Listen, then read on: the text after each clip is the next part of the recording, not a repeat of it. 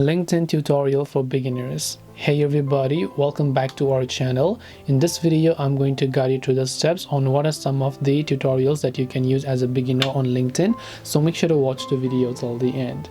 So if you basically open up the LinkedIn application, you're going to be able to see this type of interface here, right?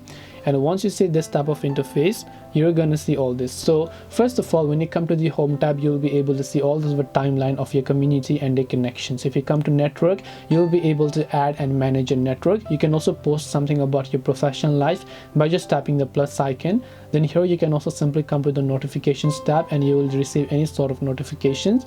If you go to the jobs tab, you'll also be able to go ahead and select any of the jobs that you might want to apply for, and you can just go ahead and select recommendations. If you come to your profile, you should be able to see your profile badge or whatever else it is that you prefer. This way you can actually figure out how to use LinkedIn tutorial as a beginner. Hope this video was helpful.